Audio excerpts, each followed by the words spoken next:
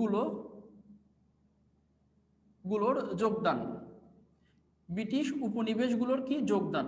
তাহলে বলো, ব্রিটিশরা বা ব্রিটেন যত রাষ্ট্রকে শাসন করত, ব্রিটিশরা যত রাষ্ট্রকে শাসন করত, সবগুলো রাষ্ট্রকে বললো ওই উপনিবেশগুলো, আমি ব্রিটেন তোদের যে শাসন করি, তোরা তাড়াতাড়ি আমারে বাঁচা, তোরা যা চাস আমি তাই দিব, যদি কেউ স্বাধীনতা চাস স্বাধীনতা দিব, যদি কেউ বিশ্ববিদ্যালয় চাস বিশ্ববিদ্যালয় দিব, সব দিব, প্লিজ তোরা আমারে বাঁচা। কার হাত থেকে বাঁচা? জার্মানির হাত থেকে বাঁচা।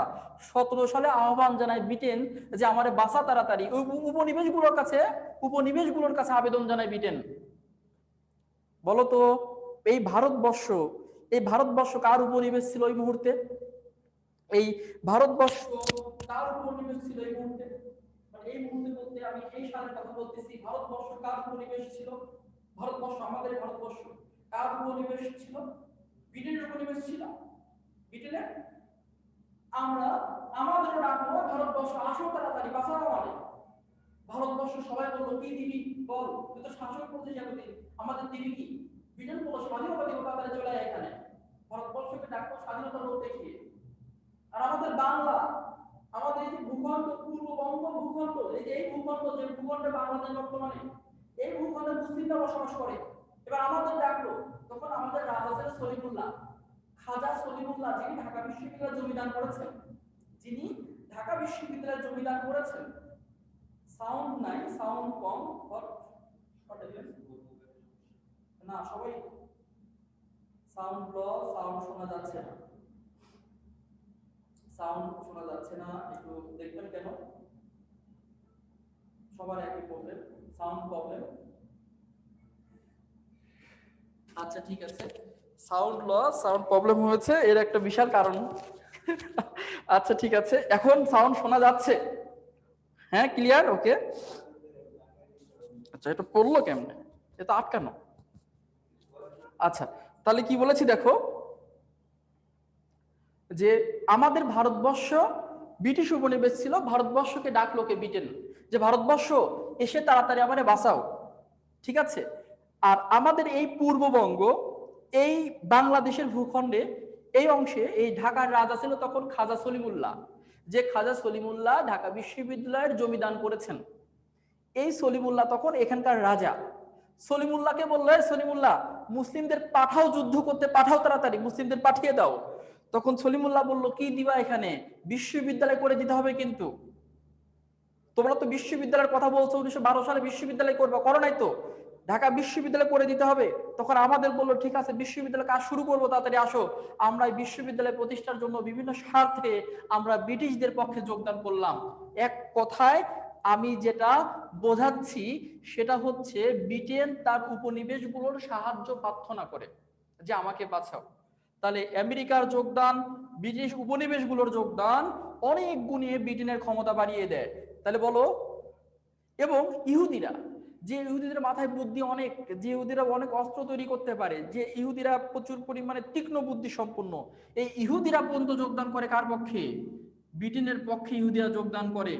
ইহুদিরা যোগদান করে অ্যাসিটন নামক মারণাস্ত্র আবিষ্কার করে ব্রিটেনকে দেয়, অ্যাসিটন আবিষ্কার করে ব্রিটেনকে দেয়। তাহলে আমাকে তোমরা বলো এবার, 17 সালে, সবাই বলো, 17 সালে মিত্রপক্ষের শক্তি বেড়ে যাওয়ার প্রধান কারণ কি? 1 নাম্বার কারণ কি? 17 সালে মিত্রপক্ষের শক্তি বেড়ে যাওয়ার প্রধান কারণ কি? 17 সালে মিত্রপক্ষের শক্তি বেড়ে যাওয়ার প্রধান কারণ কি? সবার কাছে প্রশ্ন, 17 সালে মিত্রপক্ষের শক্তি বেড়ে যাওয়ার প্রধান কারণ কি? হ্যাঁ ভাইয়া, ধন্যবাদ ভাইয়া, আমেরিকার যোগদান। কার যোগদান? আমেরিকার যোগদান।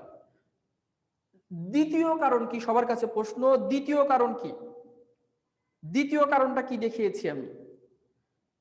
মিত্রপক্ষের শক্তি বেড়ে যাওয়ার দ্বিতীয় কারণ কি দেখেছি? দ্বিতীয় কারণটা কি দেখিয়েছি? ব্রিটিশ উপনিবেশগুলো এই মিত্রপক্ষে যোগদান করে। ব্রিটিশ উপনিবেশগুলো মিত্রপক্ষে কি করেছে? যোগদান করেছে। তৃতীয় কারণ বলেছি, ইহুদিরা বিভিন্ন অস্ত্র আবিষ্কার করে, যেমন অ্যাসিটন নামক অস্ত্র আবিষ্কার করে মিত্রপক্ষকে দিয়েছে। অ্যাসিটন নামক অস্ত্র আবিষ্কার করেছে বিজ্ঞানী চিম ওয়াইজম্যান। এই চিম ওয়াইজম্যান অ্যাসিটন নামক অস্ত্র আবিষ্কার করে ব্রিটেনকে দিয়েছে। এই বিভিন্ন কারণে 17 সালটা টার্নিং পয়েন্ট, মিত্র পক্ষের এখানে জয়লাভ করার একটা সুযোগ এসে যায়, আর এরা আস্তে আস্তে দুর্বল হতে থাকে। এই হচ্ছে প্রথম বিশ্বযুদ্ধের একটা চিত্র দেখাইলাম। এবার আমি যুদ্ধটা এখানে চূড়ান্ত শেষ করতে যাচ্ছি, কারণ এইটা বেসিক অনেক কথা বলেছি যেগুলো আমাকে পরবর্তীতে কম কথা বলাবে। আর অনেক কথা বললাম, কারণ প্রথম ক্লাসে কথা অনেক বেশি বলতে হয়, কারণ আন্ডারস্ট্যান্ডিংটা ভালো হয়, তাহলে পরে আর এত কথা বলতে হবে না। যুদ্ধ শেষ 11 নভেম্বর, যুদ্ধ শেষ 11 নভেম্বর 1918 সালে। তাহলে বলো, প্রথম বিশ্বযুদ্ধ কত সালের কত তারিখে সমাপ্তি হয়েছে? প্রথম বিশ্বযুদ্ধ কত সালের কত তারিখে শেষ হয়েছে? সবার কাছে প্রশ্ন, প্রথম বিশ্বযুদ্ধ কত সালের কত তারিখে শেষ হয়েছে? সবার কাছে প্রশ্ন করেছি, প্রথম বিশ্বযুদ্ধ কত সালের কত তারিখে শেষ হয়েছে? আমাকে উত্তর দিতে হবে দ্রুত। 1918 সালের 11 নভেম্বর। 1918 সালের কত নভেম্বর বলো তো? 11 নভেম্বর। ধন্যবাদ, অনেকে উত্তর করেছে। সুমাইয়া আক্তার উত্তর করেছে, আবু আব্দুল্লাহ, এমডি রাকিব উদ্দিন, তারপর হচ্ছে সুরাইয়া, নাফিজা উক্তিও ভালো, সবসময় ভালো উত্তর করছে। গাজী, রামিসা, রওশন, হ্যাঁ রোজা, ধন্যবাদ। অর্পা, এ আমার ভাইয়েরা কই? শুধু মেয়ে দেখি এখানে, আমার বোনেরা, মেয়েরা কই? আমার ভাইয়েরা কোথায়? গ্লাক্সি, আচ্ছা ধন্যবাদ। আশিকুজ্জামান, এক ভাইয়াকে পেয়েছি আমি। বর্ণা, আমার আপু। তারপর ফাইদুল ইসলাম, এক ভাইয়াকে পেয়েছি। আমার ভাইয়েরা কি পড়ালেখা করো না নাকি? শুধু আপুদের এখানে কমেন্ট, আমার ভাইদের কমেন্ট আমি পাচ্ছি না কিন্তু। Very bad. এই জন্য দেশের প্রধানমন্ত্রী নারী, দেশের স্পিকার নারী, দেশের বিরোধী দলের নেত্রী নারী, দেখো ওরা কত অ্যাক্টিভ। আমার ভাইয়েরা মনে হয় ঘুমাচ্ছে না কি বুঝতেছে না। কমেন্ট করো, কমেন্ট করো। ঠিক আছে, দেখো এবার যুদ্ধ শেষ হয়ে গেল। এই যুদ্ধে এই পক্ষের পরাজয় আর এই পক্ষের জয়। আমি প্রথম বিশ্বযুদ্ধটা এখানে সমাপ্তি করছি।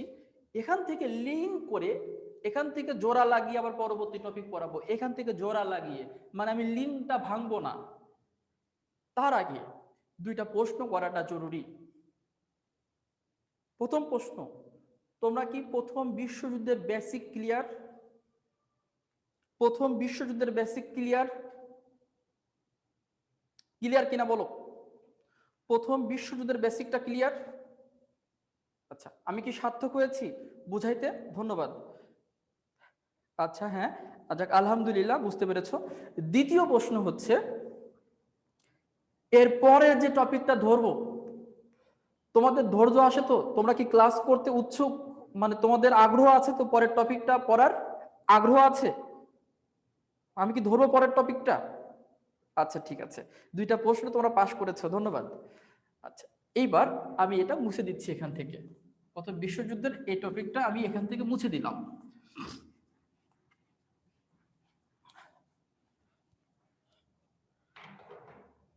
এবার লেখো, দ্বিতীয় ভার্সাই চুক্তি। দ্বিতীয় ভার্সাই চুক্তি, ট্রিটি অফ সেকেন্ড ভার্সাইল ট্রিটি, মানে সেকেন্ড ভার্সাইল ট্রিটি, দ্বিতীয় ভার্সাই চুক্তি। দ্বিতীয় ভার্সাই চুক্তি, ধন্যবাদ। এটা হয়েছে 1919 সালের 28শে জুন। ভার্সাই নগরীটি ফ্রান্সে। ভার্সাই নগরীটি কোথায়? ফ্রান্সে। দ্বিতীয় ভার্সাই চুক্তি হয়েছে। আর যেটা প্রথম ভার্সাই, সেই চুক্তিটা হয়েছিল 1783 সালে। এটা আমেরিকার স্বাধীনতার সাথে জড়িত। প্রথম ভার্সাই চুক্তি হয়েছে 1783, যেটা আমেরিকার স্বাধীনতার সাথে জড়িত। হ্যাঁ, হ্যাঁ, বয়কট করতে হবে ফ্রান্সকে, গিয়ে যেন ইয়া করেছে, যাই হোক, হ্যাঁ সেটা অন্য বিষয় আর কি। তাহলে প্রথম ভার্সাই চুক্তি হয়েছে 1783 সালে, আর দ্বিতীয় ভার্সাই চুক্তি হবে 1919 সালে। ঠিক আছে, এখন দেখি এই ভার্সাই চুক্তির বিষয় কি। বিষয়, তার আগে তোমাদের কাছে প্রশ্ন, 1783 সাল হবে প্রথম ভার্সাই। 1780 সালে আমেরিকার স্বাধীনতা যুদ্ধ শেষ হয়েছে। কে যেন বলছে ভাইয়া প্রথম ভার্সাইটা কত সাল হবে? প্রথম ভার্সাই চুক্তি আমি বললাম 1700 কত সাল, 83 সাল। কেন জানো?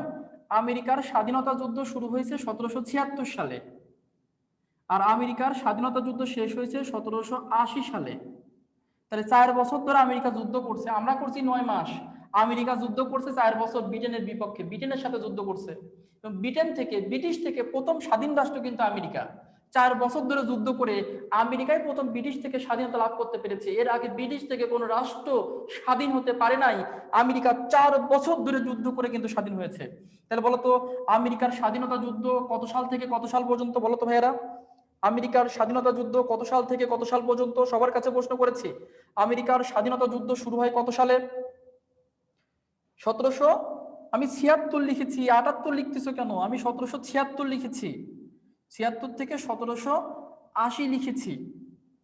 হ্যাঁ, আর এই তারিখ ছিল 4 জুলাই। আমরা যেমন 26শে মার্চে স্বাধীনতার ঘোষণা দিয়েছি, আমরা যেমন 26শে মার্চে স্বাধীনতার ঘোষণা দিয়েছি, আর আমেরিকা স্বাধীনতার ঘোষণা দিয়েছে 4 জুলাই। তাহলে বলতো আমেরিকার স্বাধীনতা দিবস কবে? সবার কাছে প্রশ্ন, আমেরিকার স্বাধীনতা দিবস কবে? 4 জুলাই। ধন্যবাদ। আমেরিকার স্বাধীনতা দিবস হচ্ছে 4 জুলাই, কারণ আমেরিকা ব্রিটিশদের বিপক্ষে যুদ্ধ ঘোষণা করে 1776 সাল থেকে 80 সাল পর্যন্ত যুদ্ধ হওয়ার পরে ভাইয়ারা 1783 সালে গিয়ে চুক্তি হয় প্রথম ভার্সাই চুক্তি, যে চুক্তির মাধ্যমে ব্রিটিশরা আমেরিকার স্বাধীনতা মেনে নেয়। এই ভার্সাই চুক্তি প্রথমটার মাধ্যমে ব্রিটিশরা আমেরিকার স্বাধীনতা মেনে নিয়েছিল। ধন্যবাদ। আমরা এখন আমাদের নিজস্ব পরে আসি, আজকের টপিকে আসি।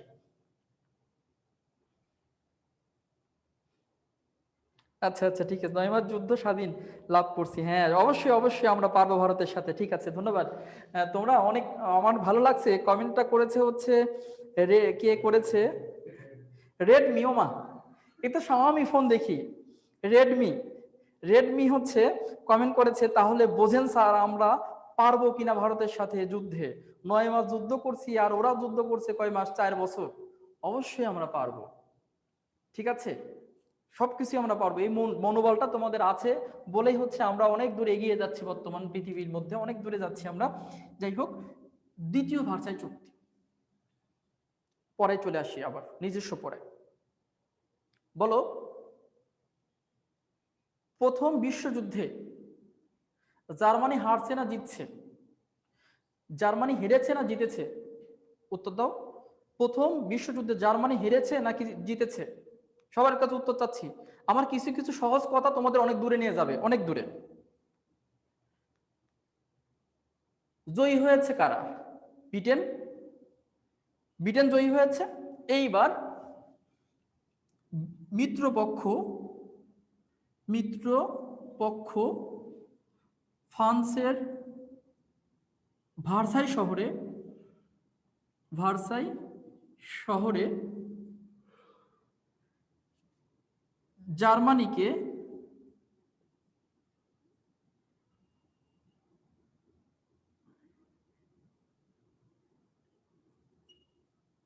আমি একদম বাংলা ভাষায় লিখলাম ডাকে। কোথায়, কোন শহরে ডাকে বলো তো? ভার্সাই শহরে ডাকে। কাকে? জার্মানিকে ভার্সাই শহরে ডাক দেয়। জার্মানিকে কোন শহরে ডাক দেয়? ভার্সাই শহরে ডাক দেয় বা ডাকে, যেটাই লেখো আর কি, ডেকেছে আর কি। এখন দেখো, জার্মান গিয়েছে। হ্যাঁ, জার্মান গিয়ে বলতেছে ভাইরা বলেন কি হয়েছে। হ্যাঁ, জার্মানিকে ডাকে। হ্যাঁ, জার্মানিকে ডাকে। জার্মান বলল ভাইরা বলেন ডাকছেন কেন? জার্মান তো, এটা কিন্তু 19 সালের ঘটনা, যুদ্ধ তো 18 সালে শেষ হয়ে গেছে। জার্মান বলতেছে ভাইরা ডাকছেন কেন? কোন কাদের বলতেছে? মিত্রপক্ষরে বলতেছে। ব্রিটেন বলতেছে ডাকছি কেন, তোমার তো বোঝার কথা। জার্মান বললো ভাই কয়ে ফেলান, কেন ডাকছেন? বললো জার্মানি, মিত্রপক্ষ বা ব্রিটেন বলছে জার্মানি, তোমাকে 14 সালে বলেছিলাম তুমি এই যুদ্ধ করো না, কিন্তু তুমি জার্মানি শোনো নাই, তুমি বলছো পারলে ঠেকা। যুদ্ধ হয়েছে 4 বছর। 4 বছরে পৃথিবীর যত ক্ষতি হয়েছে বিশ্বযুদ্ধে, প্রথম বিশ্বযুদ্ধে পৃথিবীর যত ক্ষতি হয়েছে, সকল ক্ষতিপূরণ তোমাকে দিতে হবে। তাহলে এই ভার্সাই চুক্তির মধ্যে, এই ভার্সাই চুক্তির মধ্যে বলো তো দেখি, মিত্রপক্ষ কাকে ক্ষতিপূরণ দিতে বলছে? প্রথম বিশ্বযুদ্ধের সকল ক্ষতিপূরণ কাকে দিতে হবে? কমেন্ট করে জানাও। প্রথম বিশ্বযুদ্ধের সকল ক্ষতিপূরণ কাকে দিতে হবে? কমেন্ট করো দ্রুত। প্রথম বিশ্বযুদ্ধের সকল ক্ষতিপূরণ কাকে দিতে হবে? জার্মানিকে দিতে হবে। সব ক্ষতিপূরণ, যত ক্ষতিপূরণ হয়েছে সব ক্ষতিপূরণ তুমি দিবা। জার্মান বলে এটা কোনো কথা? এই সারা পৃথিবীর ক্ষতিপূরণ জার্মান জাতি টানবে, এটা কি হয়? বললো যদি তা না হয় চর কিন্তু আবার দিব, থাপ্পড় দিব কিন্তু। জার্মান বললো ঠিক আছে ভাই, আমি রাজি, দিব। ভাই এখন আসি, মানে আমি আমার ভাষায় চুক্তি বোঝাচ্ছি, আমার ভাষায়। এখন ভাই আসি, বললো না দাঁড়া। জার্মান বলতেছে ভাই এর চেয়ে আবার কি দাঁড়াবো কেন, আর কি, আর কি শাস্তি দিবেন? সারা পৃথিবীর ক্ষতিপূরণ আমাকে দিতে হবে, সারা জীবন জার্মানবাসী ক্ষতিপূরণ টানবে, আর কি? বললো আরো কাজ আছে। বললো ভাই কি? বলতেছে তোর সেনাবাহিনী, মানে জার্মানির সেনাবাহিনী, সেনা, নৌ, বিমান বাহিনী, 3 বাহিনী যা আছে তার 2 ভাগ ছাঁটাই করবি, ছাঁটাই করে 1 ভাগ রাখবি, 3 ভাগ করে 1 ভাগ রাখবি, আর 2 ভাগ বিদায় করবি। তোর সেনা নৌ বাহিনীর এত দরকার নাই, সব ছাঁটাই করে দিবি। জার্মান বললো ঠিক আছে ভাই, দিলাম, যান। এখন আসি, কয় না দাঁড়া। কয় আবার কি? কয় তোর রাষ্ট্রে যত ভারী অস্ত্র আছে, ভারী আর্মস আছে, যত ভারী অস্ত্র আছে সবগুলো সাগরে ফেলাই দিবা, আমাদের দিয়ে দিবি। কয় এটা কোনো কথা? আমার নিরাপত্তার জন্য থাকবে না? কয় না, তোর রাষ্ট্রে কোনো ভারী অস্ত্র থাকবে না। কয় ঠিক আছে ভাই, দিয়ে দিলাম, যান। শেষ। কয় ভাই এবার আসি। কয় না আরো কাজ আছে। কয় আবার কি? তখন বলল জার্মানি, তোমার মূল ভূখণ্ড যে জার্মানি আছে ইউরোপে, মূল ভূখণ্ড, তোমার আশেপাশের যত দ্বীপ, যত অংশ আছে সবগুলো আমাদের দিয়ে দিবা। তোমার মূল ভূখণ্ড রেখে সবগুলো আমাদের দিয়ে দিবা। জার্মান বলে এটা কেমন কথা? অনেক কষ্ট করে গুছাইছে এগুলা, এটা জার্মান সাম্রাজ্য, আর তোমরা যা চেয়েছো সব দিচ্ছি, কিন্তু আমি এটা দিতে পারবো না। শয়তান, দেহ পাবি তো মন পাবি না, আমি এটা দিতে পারবো না। বললো মারলাম কিন্তু আবার। জার্মান বললো ঠিক আছে ভাই, দিয়ে দিলাম, যান। এটাও দিয়ে দিল। কাকে? হাতের মোয়া পাইছে, হ্যাঁ ধন্যবাদ, মাইট ইজ রাইট, ঠিক আছে, জার্মান নেভার অ্যাকসেপ্টেড ইট, হ্যাঁ ধন্যবাদ। কে যেন সুন্দর করে একটা কথা আগেই বলেছে, জার্মানিকে একদম পুরো পিষে ফেললো, শাস্তি দিয়ে জার্মানিকে একদম পুরো হ্যাস্ত ন্যস্ত করে ফেললো। বলতো আমি যে কথাগুলো বললাম, আমি যে শাস্তির কথাগুলো বললাম, এই শাস্তি জার্মানিকে দেওয়া হলো কোন চুক্তির মধ্যে? এই শাস্তিগুলো জার্মানিকে দেওয়া হলো কোন চুক্তির মধ্যে? ভার্সাই চুক্তির মধ্যে। অর্থাৎ তাহলে আমরা বুঝলাম দ্বিতীয় ভার্সাই চুক্তির মূল বিষয় জার্মানিকে ক্ষতিপূরণ দিতে হবে। অর্থাৎ আমরা এটা বুঝলাম যে দ্বিতীয় ভার্সাই চুক্তির মূল বিষয় প্রথম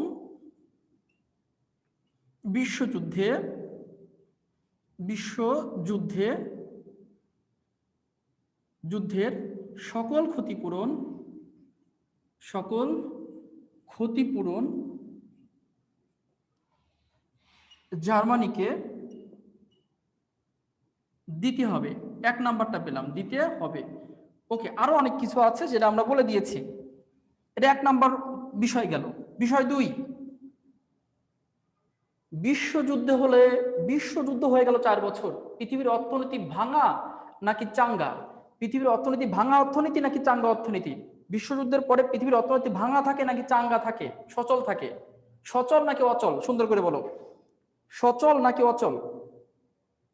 পৃথিবীর অর্থনীতি পুরো অচল হয়ে গেছে, পৃথিবী স্থবির হয়ে গিয়েছে, পৃথিবী কেমন জানি হয়ে গেছে, সবকিছু উল্টা পাল্টা হয়ে গেছে। মানুষ যাকে চিন্তা করতো কেমন জানি চিন্তা উল্টা পাল্টা হয়ে গেছে। মানুষ এমন ভয়াবহ যুদ্ধ কখনো দেখে নাই, মানে এই যুদ্ধের আগে। এই অর্থনীতিকে চাঙ্গা করতে হবে, সচল করতে হবে। এই জন্য 2 নম্বরে এই চুক্তির মধ্যে প্রতিষ্ঠা হবে আইএলও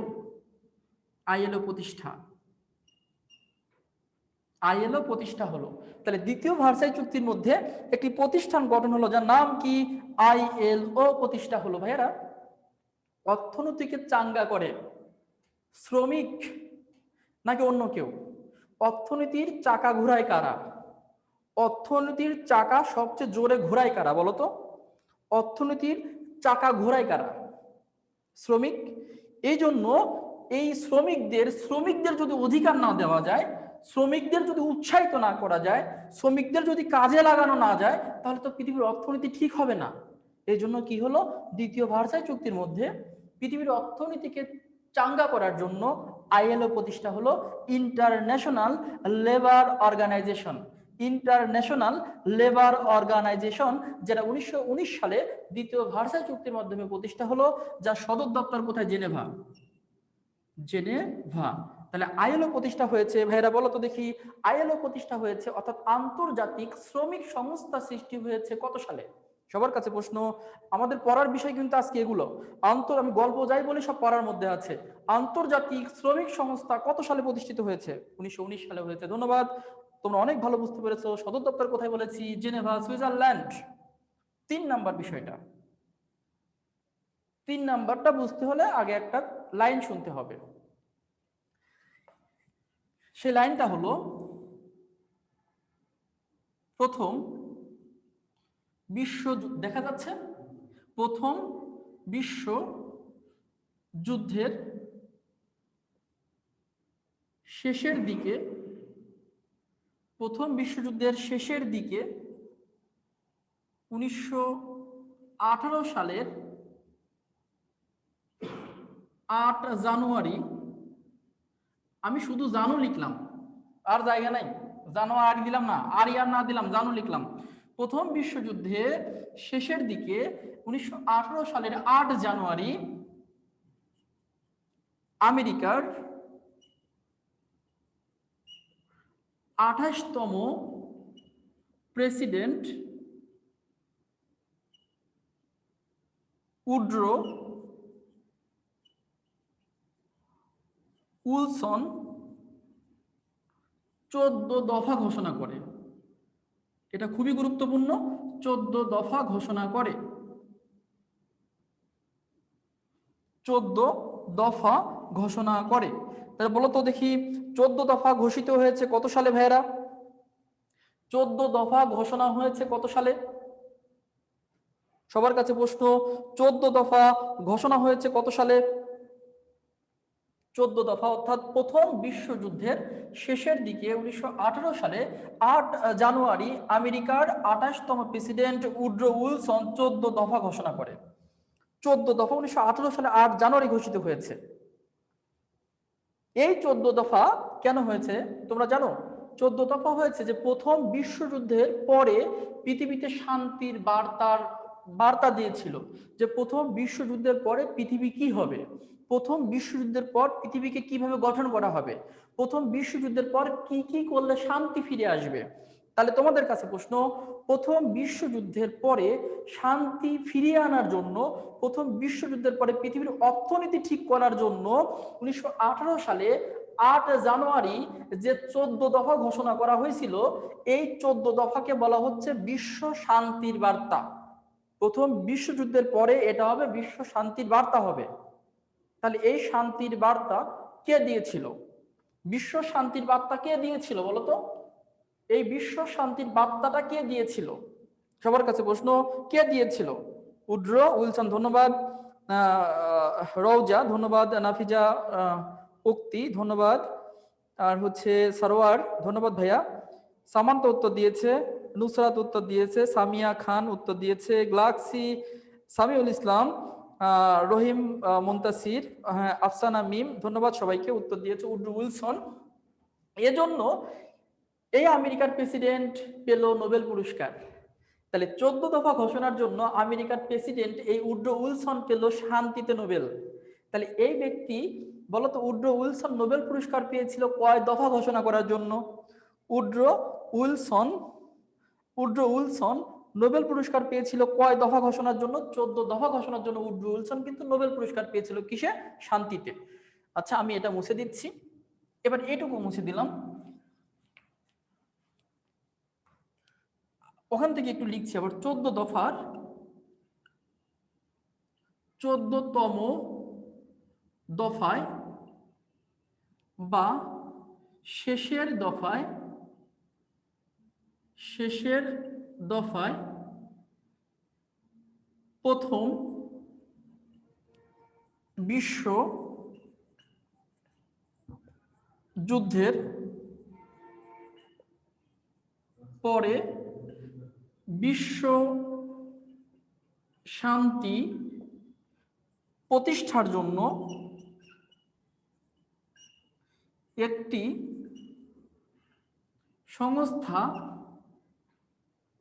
গঠনের উল্লেখ ছিল। গঠনের উল্লেখ ছিল। তাহলে তোমরা আমাকে বলো যে 14 দফার 14তম দফায় কি উল্লেখ ছিল? ভাইরা সবাই উত্তর দাও। 14 দফার 14তম দফা বা শেষের দফায় কি উল্লেখ ছিল বলো তো? 14তম, হ্যাঁ, অনেকে বলছে লিগ অফ নেশনস, ওর তো নাম উল্লেখ করে নাই। উড্রো উইলসন নাম উল্লেখ করেনি, বলেছে একটি সংস্থা হবে। 14 দফার 14তম দফায় কিসের উল্লেখ ছিল? বিশ্ব শান্তি প্রতিষ্ঠায় একটা সংস্থা গঠনের উল্লেখ ছিল। সে সংস্থার নাম কিন্তু উড্রো উইলসন তার এর মধ্যে বলে নাই। বলছে একটি সংস্থা হবে, যে সংস্থা পৃথিবীতে প্রথম বিশ্বযুদ্ধের পরে কি করবে? শান্তি প্রতিষ্ঠা করবে। দেখা যাক, এটুকু আমি মুছে দিলাম এখানে। তাহলে এখানে এই 18 সালের ঘটনা বাস্তবায়িত হলো দ্বিতীয় ভার্সাই চুক্তি 1919 সালে। প্রতিষ্ঠা হলো জাতিপুঞ্জ। জাতিপুঞ্জ। তাহলে এই যে জাতিপুঞ্জ প্রতিষ্ঠা হলো ভাইরা কত সালে বলতো? যে 18 সালের যে 14 দফা, লাস্টের দফায় যে জাতিপুঞ্জ গঠনের উল্লেখ ছিল, সেটা বাস্তবায়িত হলো কত সালে? তাহলে জাতিপুঞ্জ কত সালে গঠন করা হলো? 18 সালের যে প্রস্তাব, ওই প্রস্তাবটা বাস্তবায়িত হলো কত সালে? 1919 সালে জাতিপুঞ্জ গঠন হয়ে যায়। অর্থাৎ উড্রো উইলসনের যে প্রত্যাশা ছিল, 14 দফার মধ্যে বলেছিল একটি প্রতিষ্ঠান হবে, যার বাস্তবায়ন হয় কত সালে? 1919 সালে হয়ে যায়। তাহলে জাতিপুঞ্জের গঠন 1900 কত সাল? 19 সাল। তাহলে দ্বিতীয় ভার্সাই চুক্তির, সবার কাছে প্রশ্ন, দ্বিতীয় ভার্সাই চুক্তির প্রথম বিষয় কি? সবাই বলো, দ্বিতীয় ভার্সাই চুক্তির প্রথম বিষয় কি? সবার কাছে উত্তর চাচ্ছি। দ্বিতীয় ভার্সাই চুক্তির প্রথম বিষয় কি? দ্বিতীয় ভার্সাই চুক্তির প্রথম বিষয় কি? উত্তর দাও। জার্মানিকে ক্ষতিপূরণ দিতে হবে। জার্মানিকে কি দিতে হবে? ক্ষতিপূরণ দিতে হবে। ধন্যবাদ। দ্বিতীয় ভার্সাই চুক্তির দ্বিতীয় বিষয় কি বলেছি? দ্বিতীয় বিষয় কি বলেছি? দ্বিতীয় ভার্সাই চুক্তির দ্বিতীয় বিষয় কি বলেছি বলো? দ্বিতীয় ভার্সাই চুক্তির দ্বিতীয় বিষয় কি বলেছি? আইএলও প্রতিষ্ঠা। আর তৃতীয় বিষয় কি বলেছি? জাতিপুঞ্জ গঠন। আরো অনেক কিছু আছে, আমি শুধু এই তিনটা শিখাইলাম, কারণ এই তিনটাই তোমাদের প্রয়োজন। ওকে, তাহলে এটা আমি এখন মুছে দিচ্ছি। এইবার পরবর্তী টপিকের নাম হলো লেখো জাতিপুঞ্জ। পরবর্তী টপিক কি লিখবা? জাতিপুঞ্জ। জাতিপুঞ্জ আমি পড়িয়ে ফেলেছি, শুধু কয়টা প্রশ্ন দিব তোমাদের। যে প্রশ্নগুলো পরীক্ষা আসবে এর বাইরে কোনো প্রশ্ন আসবে না। জাতিপুঞ্জ বা league of Nations. League of Nations আমি তোমাদের দিয়ে দিচ্ছি। প্রশ্ন আমি লিখবো, তোমরা উত্তর লিখবা, পরে আমি উত্তর কিন্তু জিজ্ঞেস করব। এক, প্রশ্ন 1, এটি কোন ঘটনার ফল? তোমরা আগে খাতায় লেখো, প্রশ্নগুলো লেখো আগে, এটি কোন ঘটনার ফল। 2 নাম্বার প্রশ্ন, এটি বলতে আমি জাতিপুঞ্জকে বোঝাচ্ছি, এটা মাথায় রেখো। এর উদ্দেশ্য কি? এর উদ্দেশ্য কি? নাম্বার 3,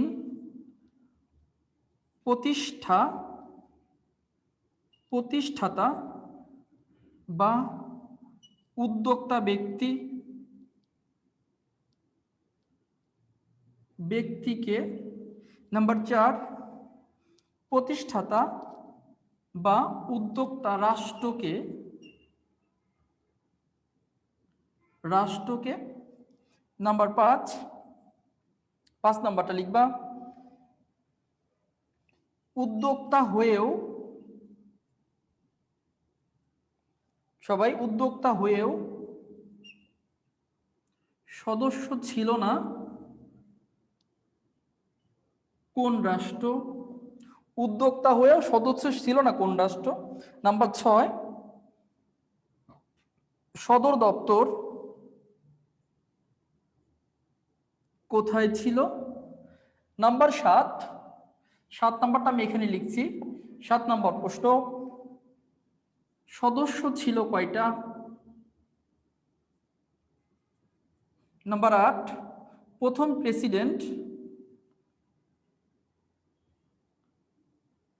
প্রেসিডেন্ট নাম্বার 9 প্রতিষ্ঠা কত সালে?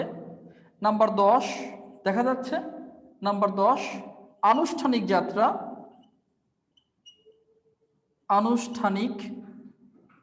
যাত্রা কবে? নাম্বার 11 নম্বর প্রশ্ন, অকার্যকর কবে এবং কেন? লাস্ট প্রশ্ন 12তম প্রশ্ন, লাস্ট প্রশ্ন, আনুষ্ঠানিক বিলুপ্তি আনুষ্ঠানিক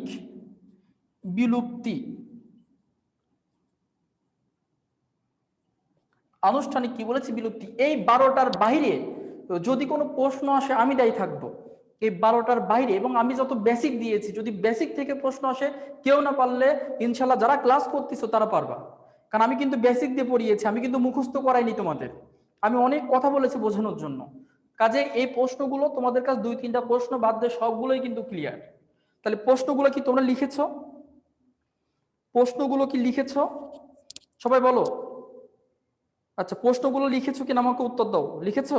আচ্ছা, এবার আমি এক পাশ থেকে একটু উত্তর বলে দাও। জাতিপুঞ্জ শেষ হয়ে গেল। তাহলে বলো তো, জাতিপুঞ্জ কোন ঘটনার ফল? সবাই উত্তর দাও।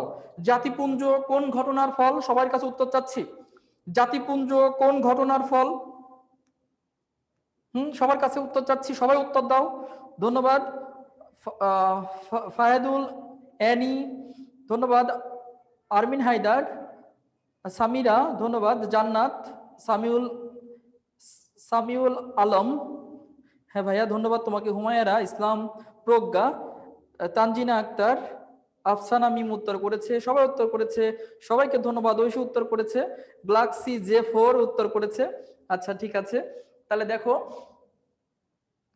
তোমাদের যা নাম, ডানাকাটা পড়ি, ভূতের বউ, আর ফেসবুকে যখন রিকোয়েস্ট দেয় এরকম নাম, আমি তো ভয়ে অ্যাকসেপ্ট করি না।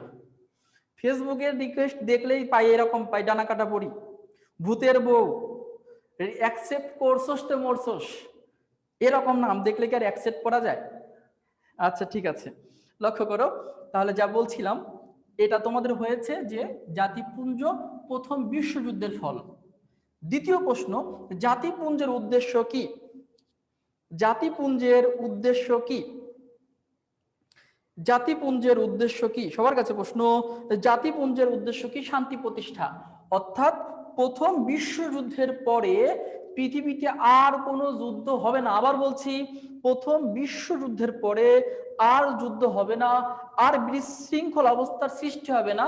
আমি জাতিপুঞ্জ এই উদ্দেশ্য নিয়ে 1920 সালে যাত্রা শুরু করলাম। মানে সে যাত্রা হয়েছিল শান্তি প্রতিষ্ঠার জন্য। কোন বিশ্বযুদ্ধের পরে? প্রথম বিশ্বযুদ্ধের পরে। তোমাদের এটা হয়েছে, ধন্যবাদ। প্রতিষ্ঠাতা ব্যক্তিকে, সবার কাছে প্রশ্ন, প্রতিষ্ঠাতা ব্যক্তিকে? আমি তার নামটা একটু আগেই বলে দিয়েছি, উড্রো উইলসন প্রতিষ্ঠাতা ব্যক্তি বা উদ্যোক্তা। উড্রো উইলসন, তিনি তার 14 দফার মধ্যে বলেছেন, সেটা আমি লিখে দিয়েছি, সব কিন্তু আমি পড়িয়ে ফেলেছি, এখন শুধু প্রশ্ন দিচ্ছি আমি তোমাদের। তারপরে প্রতিষ্ঠাতা রাষ্ট্র কে? উড্রো উইলসন যদি ব্যক্তি হয়, তাহলে প্রতিষ্ঠাতা রাষ্ট্র কি হবে বলো তো ভাইয়েরা? তিনি যে দেশের, উড্রো উইলসন যে দেশের প্রেসিডেন্ট, সেই দেশের উদ্যোক্তা। তাহলে উদ্যোক্তা ব্যক্তি বললে উড্রো উইলসন, আর প্রতিষ্ঠান রাষ্ট্র বললে কি হবে? আমেরিকা। উদ্যোক্তা হয়েও সদস্য ছিল না কোন রাষ্ট্র? ইজি প্রশ্ন। উদ্যোক্তা হয়েও সদস্য ছিল না কে? সবাই উত্তর দাও। উদ্যোক্তা হয়েও সদস্য ছিল না কে বলো তো? সবার কাছে উত্তর চাচ্ছি। আমেরিকা। উদ্যোক্তা হয়েও সদস্য ছিল না। কেন? কেন বলছি? কারণ আমেরিকার পার্লামেন্টের যে উচ্চকক্ষ আছে, আমেরিকার পার্লামেন্ট কিন্তু দ্বিকক্ষ বিশিষ্ট। উচ্চকক্ষের নাম সিনেট, আর নিম্ন কক্ষের নাম হাউস অফ রিপ্রেজেন্টেটিভ। উচ্চকক্ষে যে সিনেটররা আছে, সিনেটর আছে 100 জন সিনেটর আছে উচ্চকক্ষে আমেরিকার। এই সিনেটররা তাদের সভায় জাতিপুঞ্জ সদস্য হওয়ার অনুমতি দেয়নি। যদি কখনো প্রশ্ন করা হয় আমেরিকা উদ্যোক্তা ছিল জাতিপুঞ্জের কিন্তু সদস্য না কেন, উত্তর দিবা আমেরিকার সিনেটররা তাদের সভায় জাতিপুঞ্জের সদস্য হওয়ার অনুমতি দেয়নি। সিনেটররা চায়নি যে জাতিপুঞ্জের সদস্য আমেরিকা হোক, কারণ ওই মুহূর্তে আমেরিকা ইউরোপের সাথে ওরকম ভালো সম্পর্ক বজায় রাখতো না, কারণ এই জাতিপুঞ্জ মূলত ইউরোপ কেন্দ্রিক গঠিত হয়েছিল। এজন্য আমেরিকা আটলান্টিকের ওই পারে, আমেরিকা তো এই পারে, আর আটলান্টিকের ওই পারে ইউরোপ, তাদের সাথে সম্পর্ক এরকম রাখবে না, সেজন্য সিনেটরের অনুমতি দেয়নি। তারপরের প্রশ্ন, সদর দপ্তর কোথায়? Geneva, Geneva Switzerland, Switzerland, Geneva Switzerland.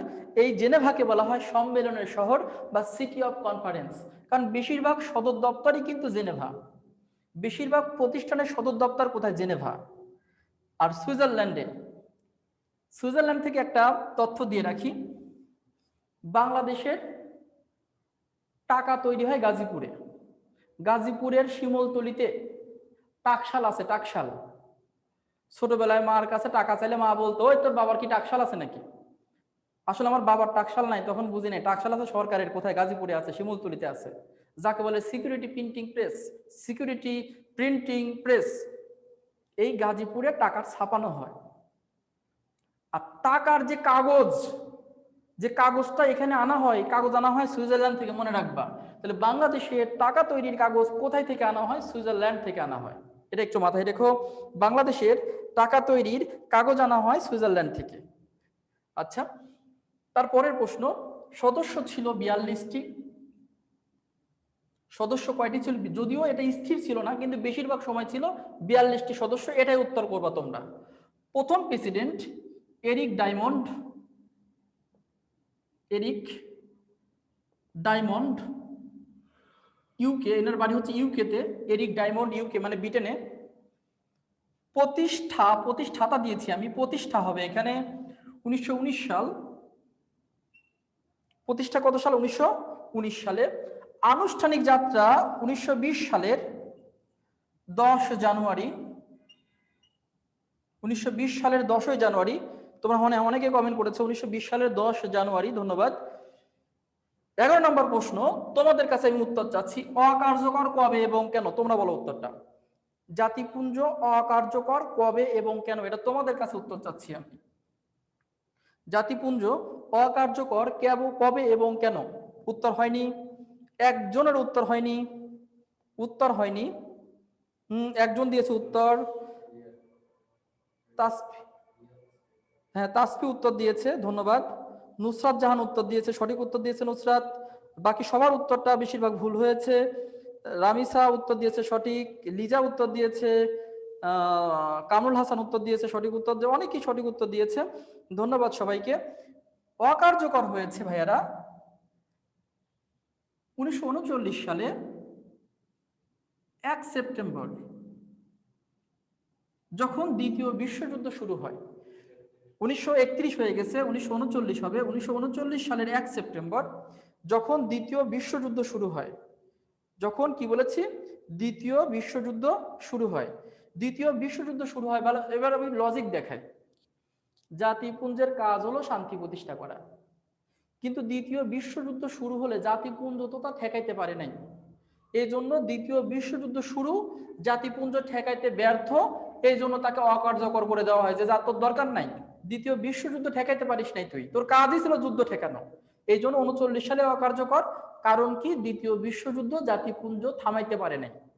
ঠিক আছে, ওকে। আনুষ্ঠানিক বিলুপ্তি হয়েছে 1946 সালে, 1946 সালে হয়েছে। 18 এপ্রিল হয়েছে আনুষ্ঠানিক বিলুপ্তি, অর্থাৎ জাতিসংঘ 45-এ প্রতিষ্ঠা হয়েছে, 45-এর পরে 46 সালে গিয়ে এটা আনুষ্ঠানিক বিদায় জানানো হয়েছে। এই হলো জাতিপুঞ্জ সংক্রান্ত সকল তথ্য। যদি কোনো সমস্যা হয় আমি সেই সমস্যাগুলো তোমাদের কাছে শুনবো, প্রশ্ন পর্বে আমি শুনবো, বা তোমরা অবশ্যই আমাকে বলবা যদি কোনো কিছু না বোঝো। সবাই কি জাতিপুঞ্জ ক্লিয়ার? মুখস্থ হয়ে যায় নাই জাতিপুঞ্জ? আর পড়তে হবে এক্সট্রা? মানে আমি যতটুকু জাতিপুঞ্জ পড়িয়েছি তোমরা কি মুখ ক্লিয়ার? একবারে ক্লিয়ার? আচ্ছা, বই পড়তে গেলে অনেক ঝামেলা হতো, ধন্যবাদ। আচ্ছা, পরের পরের পরের সিকোয়েন্সটা, এবার লেখো হিটলার, বড় ভাই হিটলার লেখো, অ্যাডলফ হিটলার। জন্ম আমরা একটু লিখে নিচ্ছি, জন্ম 1800 জন্ম 1889 সালে। জন্ম কত? 1889 সালে। কোন দেশে? অস্ট্রিয়া। ওই যে বললাম অস্ট্রিয়াতে, একটু আগেই বললাম ওই অস্ট্রিয়া।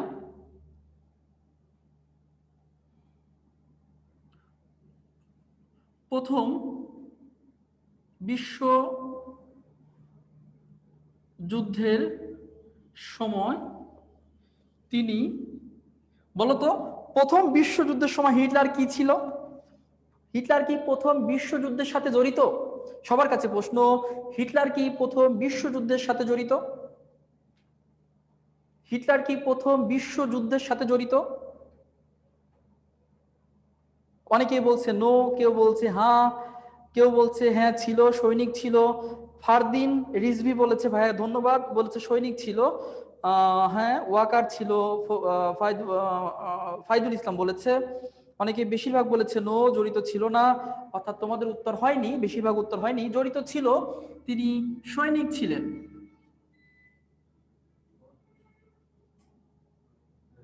কি ছিলেন? হচ্ছে না?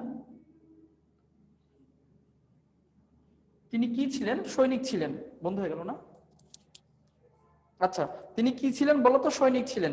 তাহলে তোমরা আমাকে উত্তর করে দাও যে প্রথম বিশ্বযুদ্ধের সময় হিটলার কি ছিল? সবার কাছে উত্তর চাচ্ছি, প্রথম বিশ্বযুদ্ধের সময় হিটলার কি ছিল? প্রথম বিশ্বযুদ্ধের সময় সমস্যা হয়েছে মেবি, দেখেন এখান থেকে চলে গেছে, কানেকশন হচ্ছে আর কি, এখনো হয়নি। ওকে, তাড়াহুড়ো আর কিছু নাই, ওগুলা স্লো।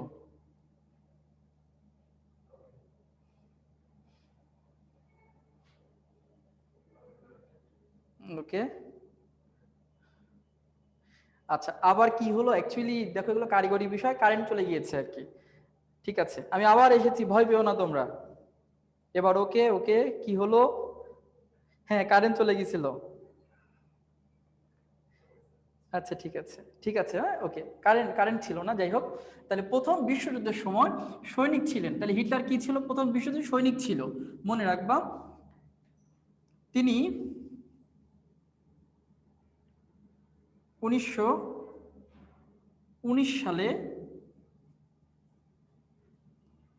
রাজনীতিতে রাজনীতিতে অংশগ্রহণ করে।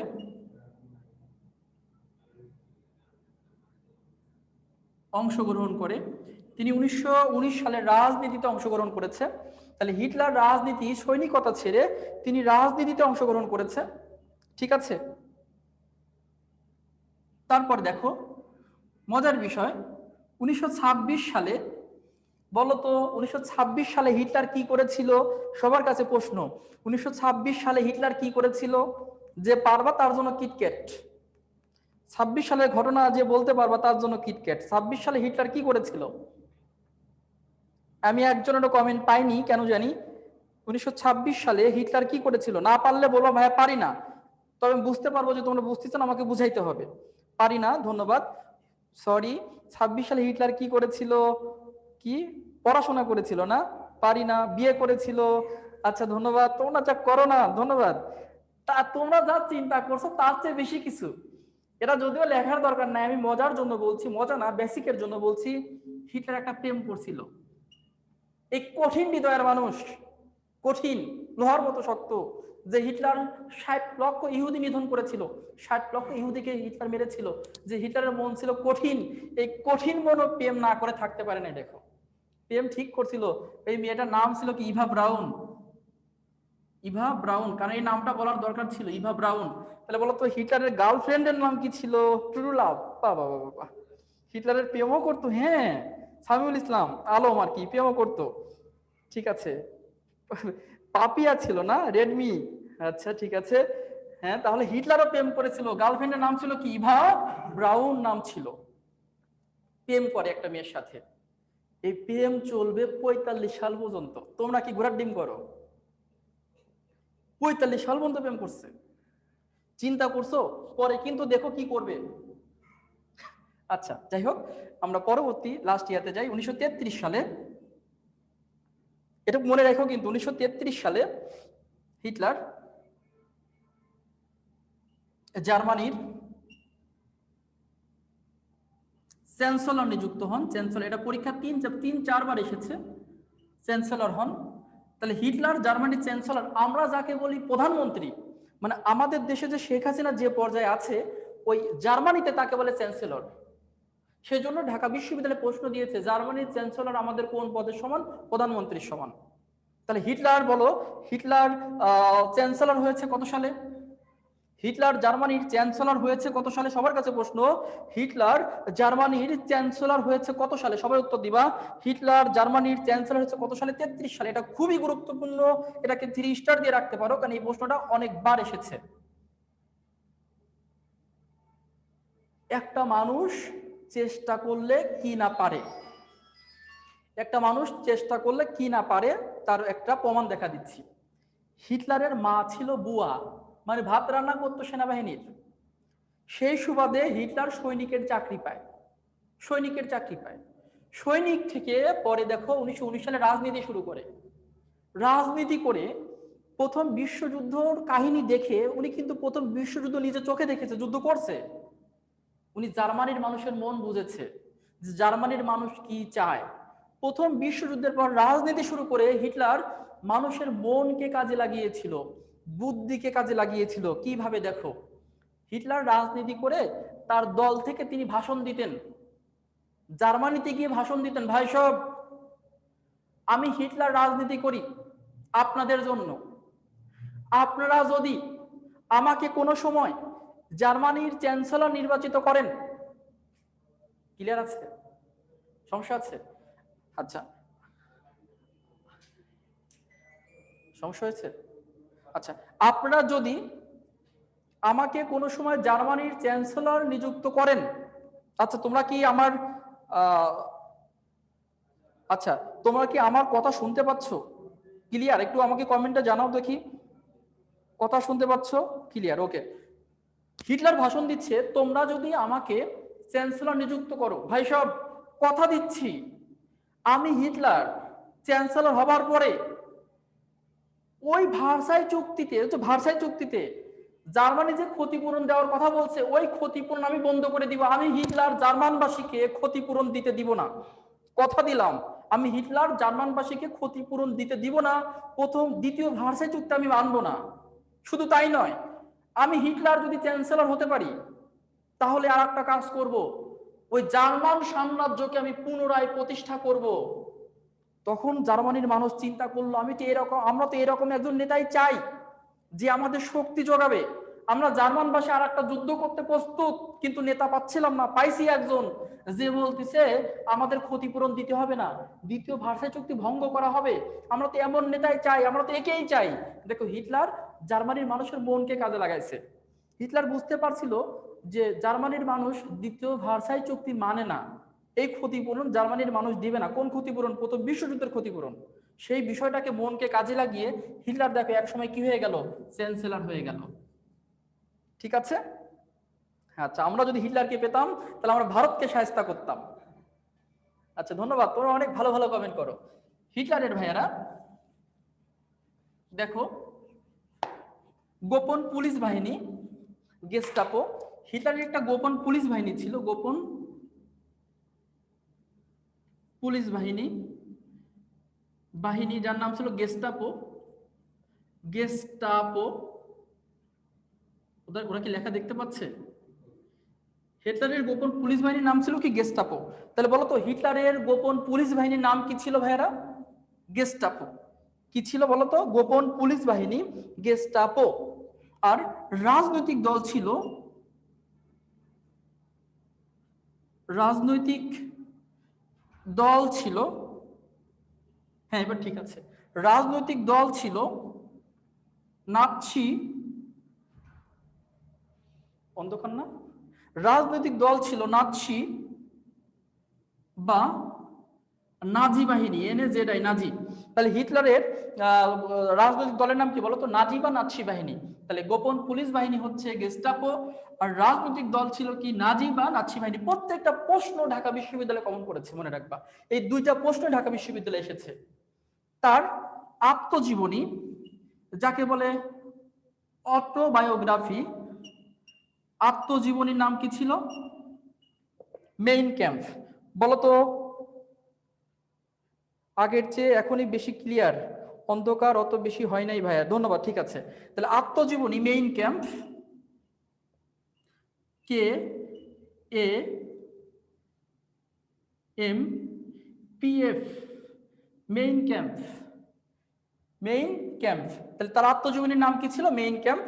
আর তার একটা বিখ্যাত উক্তি আছে, যুদ্ধই জীবন, যুদ্ধই সার্বজনীন, যুদ্ধই জীবন, যুদ্ধই সার্বজনীন। তার বিখ্যাত উক্তি, যুদ্ধ জীবন, যুদ্ধই সার্বজনীন। সে যুদ্ধ করতে প্রস্তুত। কি অ্যাগ্রেসিভ! জার্মানবাসী কিন্তু এটাই চায়, অ্যাগ্রেসিভতা চায়। যুদ্ধই জীবন, যুদ্ধই সার্বজনীন। তার আত্মজীবনী হচ্ছে মেইন ক্যাম্প। আর তার বিখ্যাত উক্তি কি? যুদ্ধ জীবন, যুদ্ধ সার্বজনীন। কিন্তু প্রেম একটা করে রাখছে, প্রেম একটা করে রাখছে না? এই দেখো পরে প্রেমের কি অবস্থা হয়, দেখো। প্রেম এরকমই করতে হয়, একটু পরেই দেখবা। ঠিক আছে, আমি হিটলার এখন মুছে দিচ্ছি।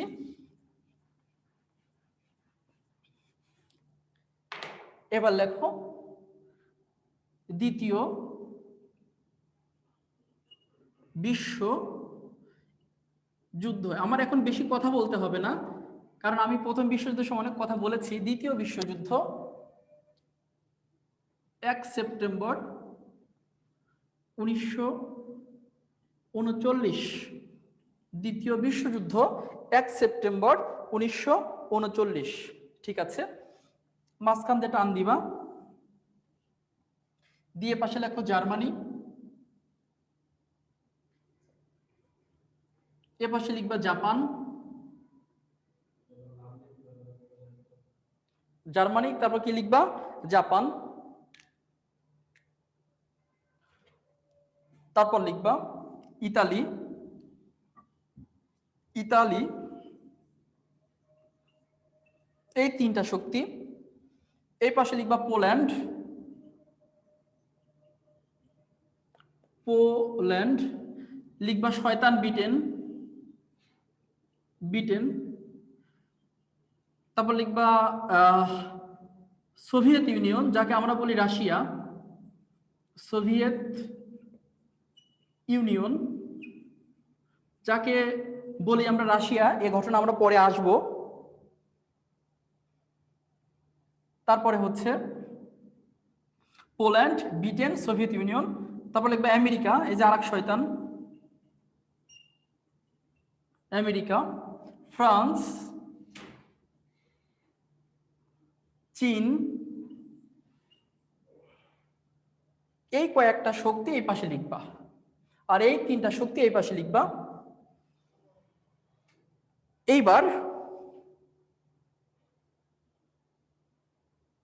গল্প বলবো, 1 মিনিটের একটা গল্প বলবো। যুদ্ধ তোমরা পুরো বুঝে যাবে, 1 মিনিট গল্প বলবো। বলবো গল্প, মানে যুদ্ধের 1 মিনিট গল্প বলবো। তোমরা একটু অনুমতি দাও, বলবো। কমেন্ট করতেছো না, তোমরা আসো কি নাই আমি বুঝতে পারতেছি না।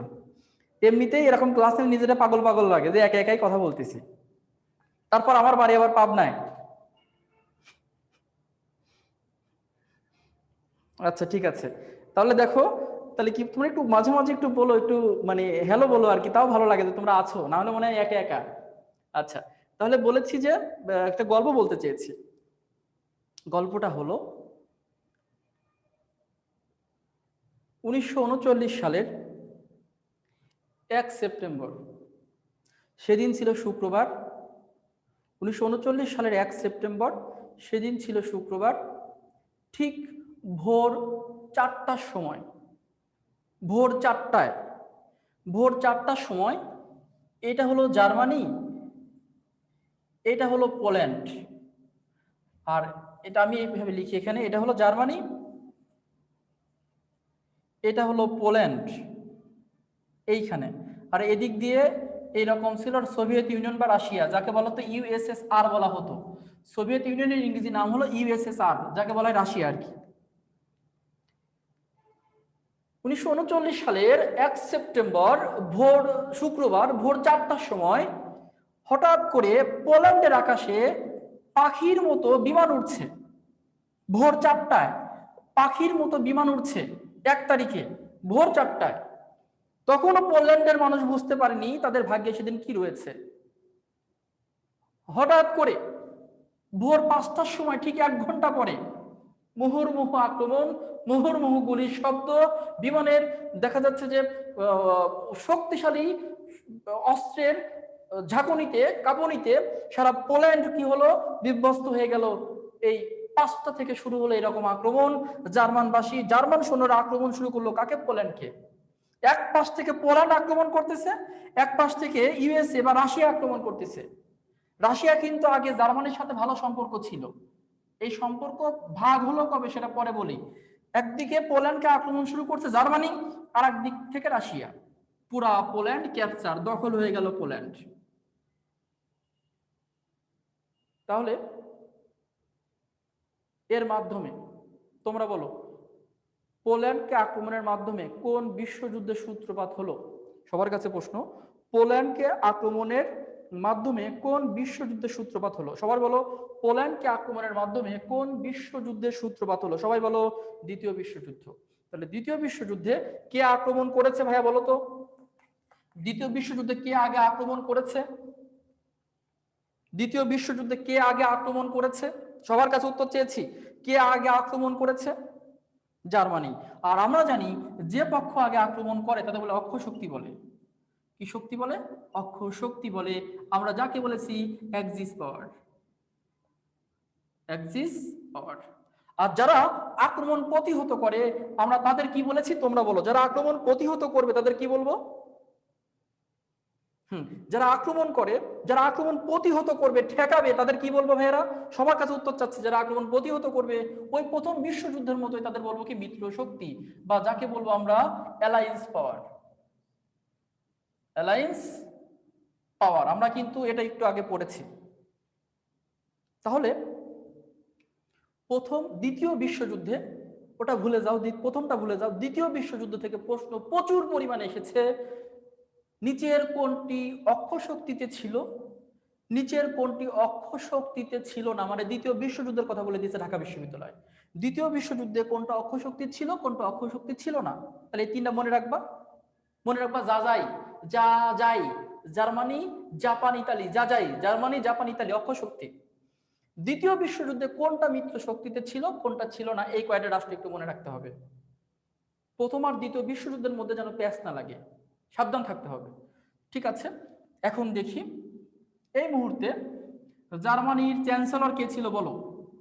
এই মুহূর্তে জার্মানির চ্যান্সেলর কে ছিল? তোমরা আমাকে উত্তর দাও, জার্মানির চ্যান্সেলর ছিল কে? সবার কাছে উত্তর।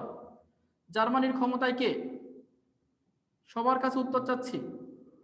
হিটলার। তাহলে দ্বিতীয় বিশ্বযুদ্ধে জার্মানির চ্যান্সেলর ছিল কি? হিটলার। জাপানের সম্রাট কে ছিল? জাপানের ছিল সম্রাট। জাপানের সম্রাট কে ছিল বলো? সবার কাছে প্রশ্ন, জাপানের সম্রাট ছিল কে? হিরোহিতো।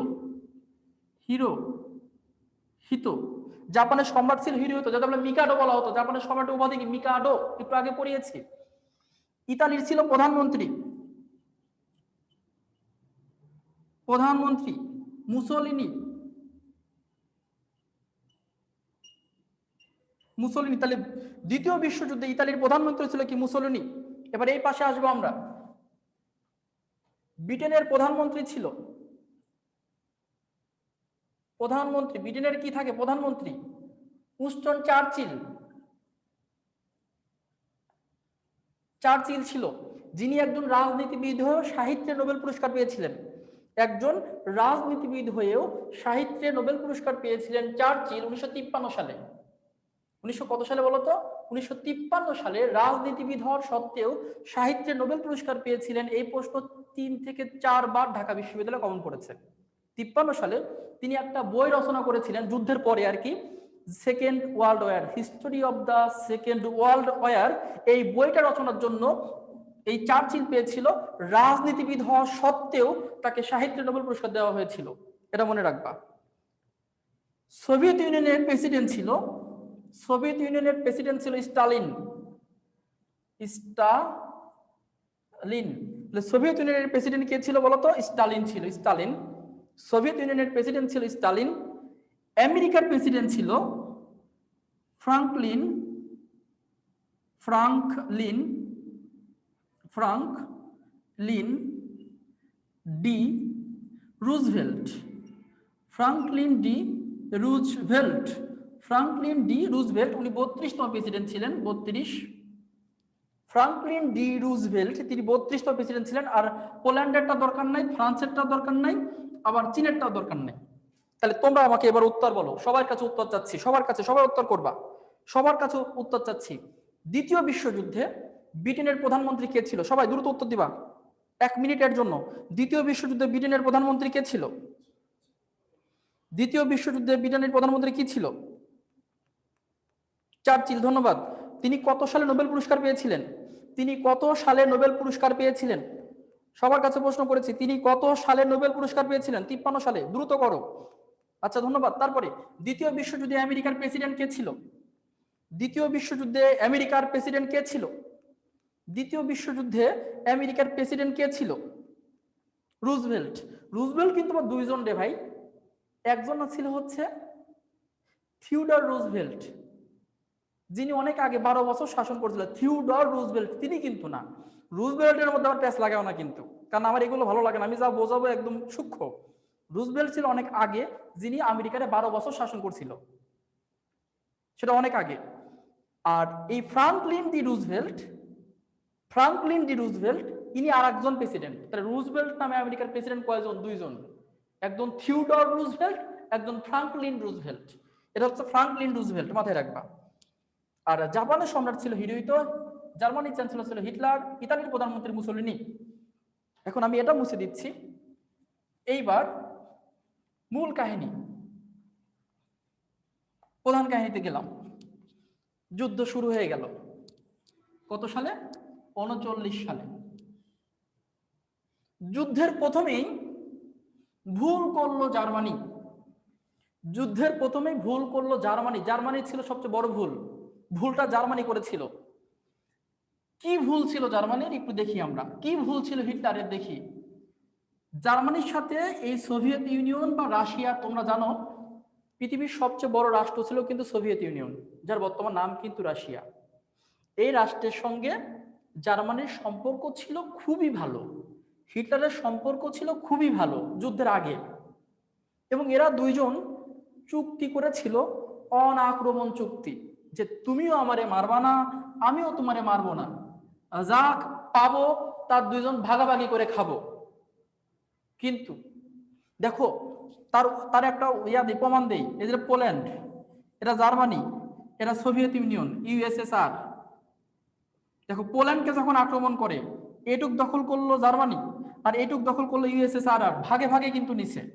কিন্তু জার্মানি, হিটলার চিন্তা করলো আমি হিটলার একা থাকবো, এরে কেন ভাগ দিব, ওরে কেন ভাগ দিব? তাহলে তো পৃথিবী তো আমার প্রতিদ্বন্দ্বী হয়ে গেল, আবার আবার পরে তো ওর সাথে যুদ্ধ করতে হবে আমার।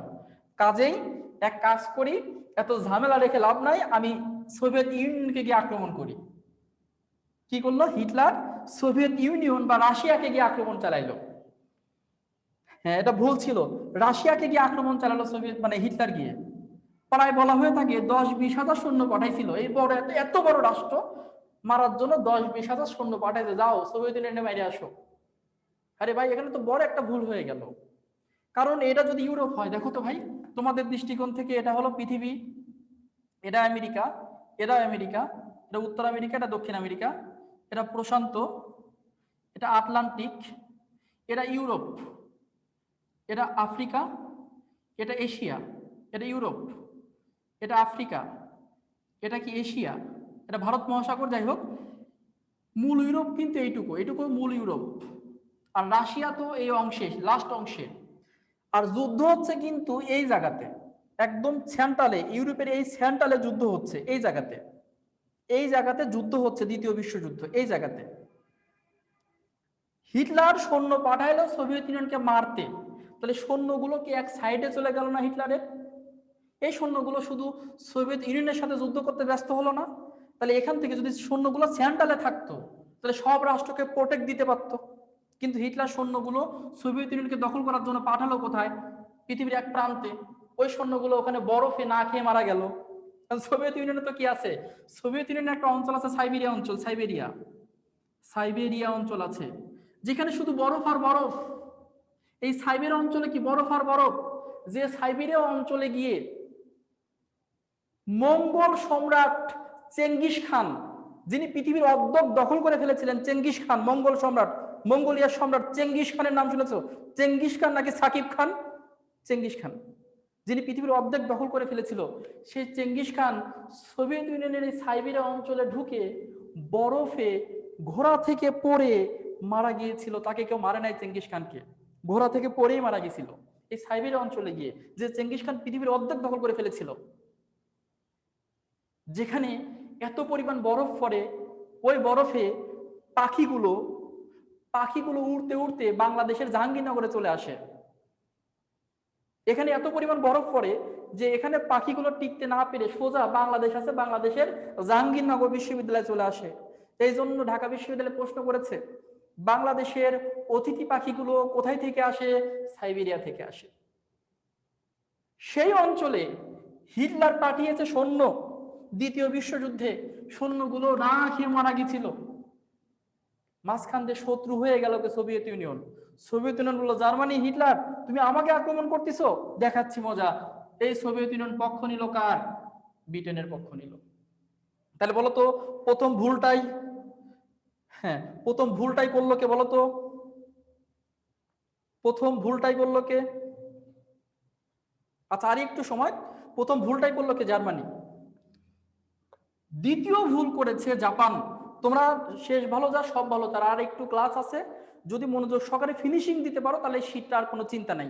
অল্প সময়, আমরা 10 মিনিট সময় নিচ্ছি। তার দেখো দ্বিতীয় ভুল করলো কে? জাপান। দ্বিতীয় ভুল করলো কে? জাপান। তোমাদের চার্জ চলে যাচ্ছে, হ্যাঁ অনেকে বলছে ভাইয়া চার্জ চলে গেছে অলরেডি, আমি কি করার, একটু চার্জে দিয়ে ক্লাস করো, কারণ ফিনিশিং তো দিতে হবে। দ্বিতীয় ভুলটা করলো জাপান। জাপান কি করলো? জাপান কিন্তু আগে অনেক শক্তিশালী ছিল।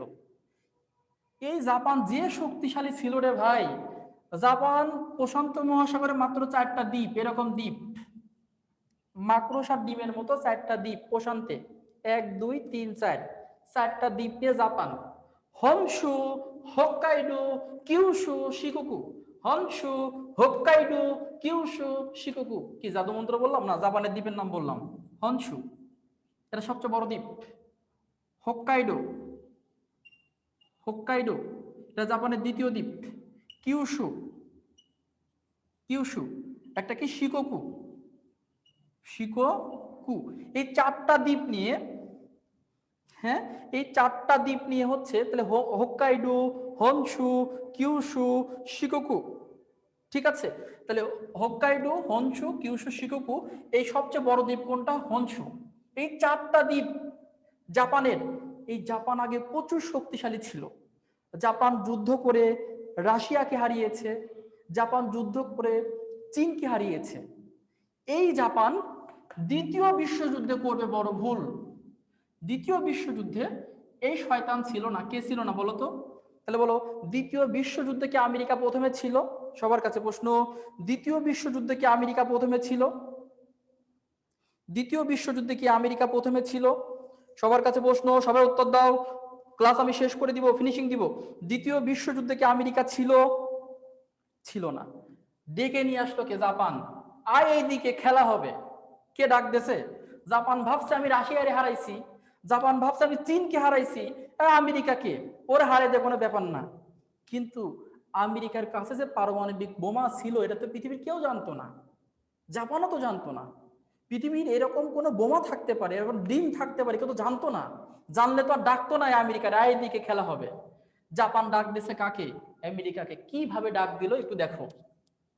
1941 সালের, সবাই একটু লেখো এটা, 41 সালের 7 ডিসেম্বর,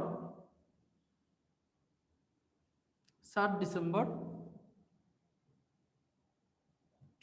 প্রশান্ত, লেখো আমেরিকার, 7 ডিসেম্বর আমেরিকার প্রশান্ত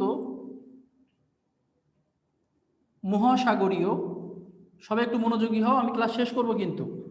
প্রশান্ত মহাসাগরীয় নৌঘাঁটি, নৌঘাঁটি, নৌঘাঁটি, হ্যাঁ, প্রশান্ত মহাসাগরীয় নৌঘাঁটি পার্ল, পার্ল, শেষ করবো বলেছি, তোমরা একটু মনোযোগী হও। পার্ল হারবার, ল লাগাই দিও না কিন্তু, খবরদার, এই রর জায়গা আবার ল দিও না কিন্তু।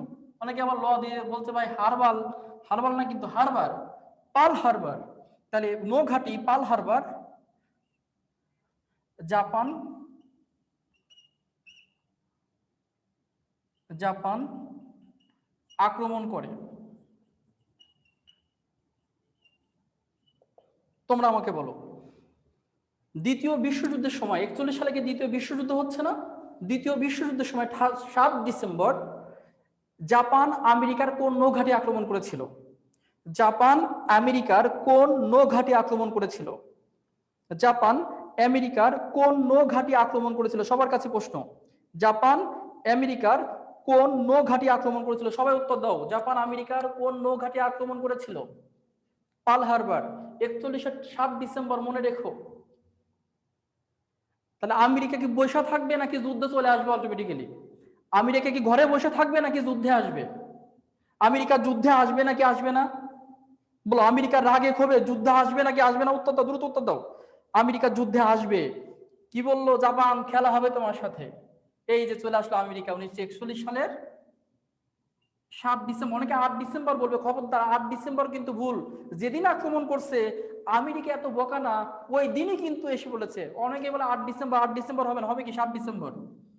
7 ডিসেম্বর আমেরিকা দ্বিতীয় বিশ্বযুদ্ধে যোগদান করলো। তাহলে 39-এ যুদ্ধ, 39-এ আমেরিকা ছিল না, 40-এও ছিল না, 41 সালের 7 ডিসেম্বর আমেরিকা আসলো। এবার তোমরা বলো, আমেরিকা দ্বিতীয় বিশ্বযুদ্ধে কত সালে যোগদান করে? আমেরিকা দ্বিতীয় বিশ্বযুদ্ধে কত সালে যোগদান করে? সামান্তা, তোমারটা ভুল হয়েছে সামান্তা, একটু ঠিক করে বলো। 48 কেন? 48 কেন হবে? 41। দুইজন ভুল করেছে, বাকি সবার হয়েছে। 41-এ 7 ডিসেম্বর আমেরিকা দ্বিতীয় বিশ্বযুদ্ধে অংশগ্রহণ করে। তাহলে ভুলটা কার? জাপানের। কাকে যুদ্ধে ডেকে নিয়ে আসলো? আমেরিকারে। আমেরিকা কিন্তু যুদ্ধে ছিল না। আর 2-3 মিনিট। তাহলে জাপান ভুল করলো, জার্মান ভুল করলো, জাপান ভুল করলো। ইতালি কি করেছিল দেখি, ইতালি কি করেছিল? ইতালি প্রধানমন্ত্রী ছিল মুসোলিনি। মুসোলিনি ছিল স্বৈর শাসক, আর স্বৈর শাসকের সাথে জনগণের সম্পর্ক ভালো থাকে না। যখন দ্বিতীয় বিশ্বযুদ্ধে ইতালি যোগদান করে, তখন ইতালির জনগণ বলছিল আমরা কিন্তু যুদ্ধে যাব না। তো মুসোলিনি বলল আমি যুদ্ধে যাব, তোমরা যাবা না কেন? তখন জনগণ বলেছিল আমাদের এই যুদ্ধের দরকার নাই, আমরা কোনো টাকাও দিব না, খরচ করব না, পারলে তুমি তোমার সৈন্য নিয়ে যুদ্ধে যাও। মানে জনগণ মুসোলিনির সাথে ছিল না। আর যে দেশের জনগণের সরকারের সাথে ভালো সম্পর্ক নাই, সে দেশ দুর্বল নাকি শক্তিশালী? বলো, ইতালি দুর্বল ছিল নাকি শক্তিশালী ছিল? মানে জনগণের সাথে সরকারের সম্পর্ক নাই, মানে মুসোলিনি যুদ্ধে যাবে কিন্তু জনগণ যাবে না। এই রাষ্ট্র দুর্বল নাকি শক্তিশালী? দুর্বল না শক্তিশালী? এই দুর্বলতা পেয়ে ব্রিটেন আক্রমণ করে বসলো কাকে? ইতালিকে। ইতালি ক্রস, ইতালি ধ্বংস, শেষ, মুসোলিনিকে মেরে ফেলা হলো। তাহলে ইতালি নাই। তাহলে বলো, ইতালি হচ্ছে ইউরোপের রাষ্ট্র, জার্মানি ইউরোপের রাষ্ট্র। তাহলে ইউরোপে আর একমাত্র রাষ্ট্র টেকে, তার নাম কি? দ্বিতীয় বিশ্বযুদ্ধে ইউরোপে আর কে টেকে বলো তো? আর কে আছে? ইতালি শেষ হয়ে গেলে আর কে আছে? বলো, ইউরোপে আর কে আছে? ইতালি যদি ইউরোপ থেকে শেষ হয়ে যায়, একা লড়াই করতেছে কে বলো? ইউরোপে একা লড়াই করতেছে কে? জার্মানি। জাপান তো এশিয়াতে, জাপান তো এশিয়া, কিন্তু ইউরোপে একা লড়াই করতেছে কে? জার্মানি। মাথায় রাখতে হবে, ইউরোপের দুইটা রাষ্ট্র, ইতালি আর জাপান। ইতালি জার্মান, ইতালি শেষ, জার্মান লড়াই করে যাচ্ছে। জার্মানির হিটলার প্রচুর পরিমাণে লড়াই করছে। লড়াই করতে করতে হিটলার দেখতেছে এতগুলো শয়তান আর আমি একা, এদের সঙ্গে পারা সম্ভব না, এদের সঙ্গে পারা সম্ভব না।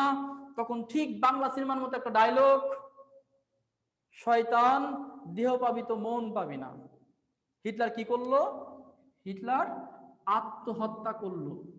তোর আমার দেহ নিয়ে যা, কিন্তু আমাকে নিয়ে মানুষের সামনে দেখাবি হিটলারকে ধরছি, আমাকে ফাঁসি দিবি, এই সুযোগ আমি তোদের দিব না, আমি মারা যাবো, আমার দেহ তোরা নিয়ে যা।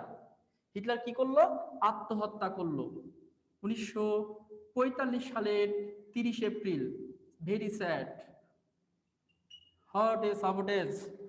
তাহলে হিটলার আত্মহত্যা করে কবে ভাইয়া? হিটলার আত্মহত্যা করে কবে?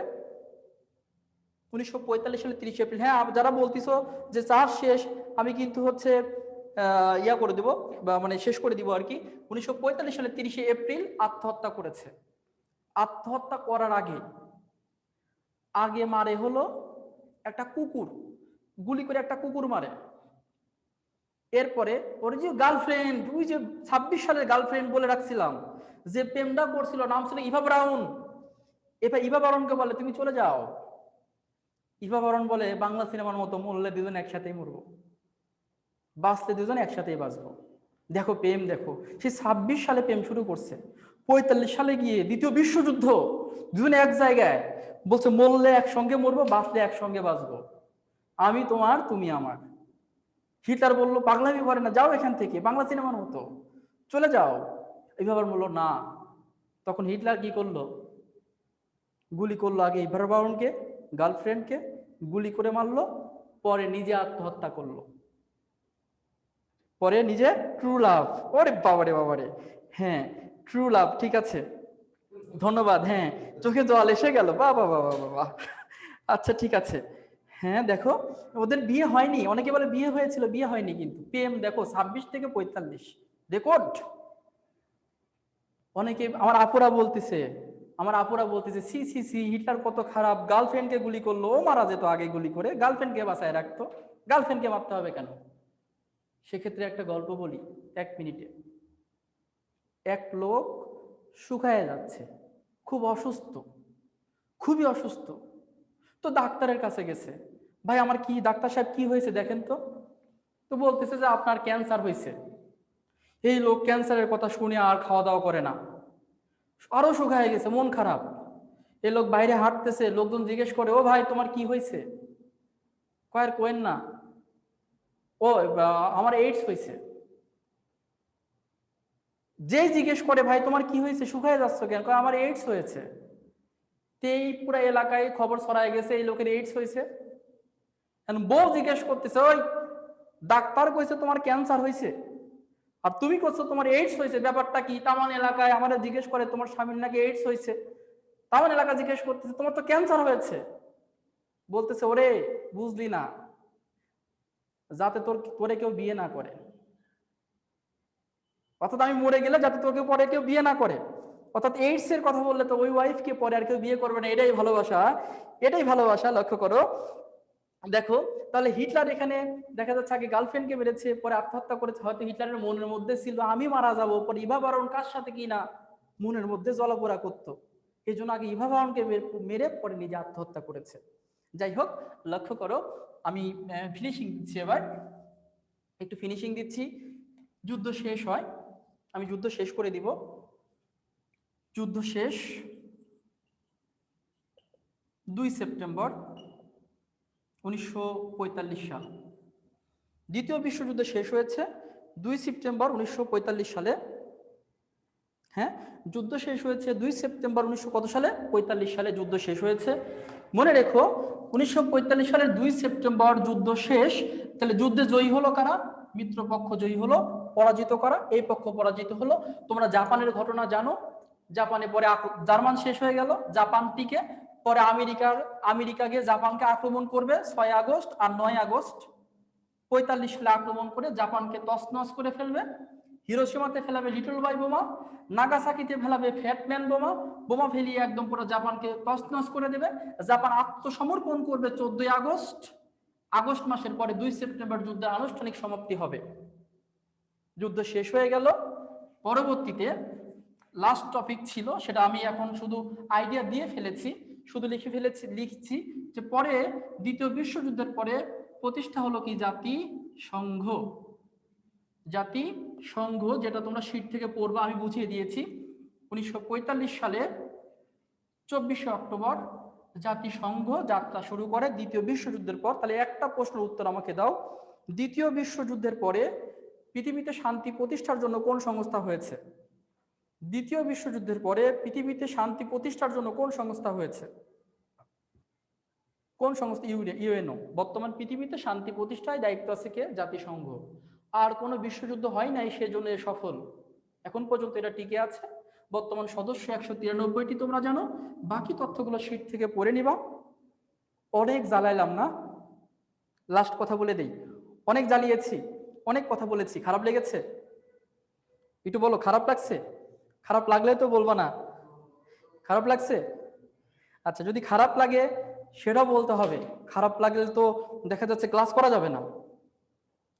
আচ্ছা, আমি চেষ্টা করেছি। আমার বিষয় হলো, আমি বলেছি প্রথমে এক কথা, আমি প্রশিক্ষক, আমার দায়িত্ব আমি সর্বোচ্চভাবে পালন করব যাতে আমার ছোট ভাই বোনরা সর্বোচ্চ ভালো করে। আর অনেকেই দেখা যাচ্ছে যে নাম জিজ্ঞেস করছো, আমি নামটা এখনো বলিনি, নামটা বলছি। ভাইয়ের নাম হলো নট হিরো আলম, ভাইয়ের নাম শাহিন আলম।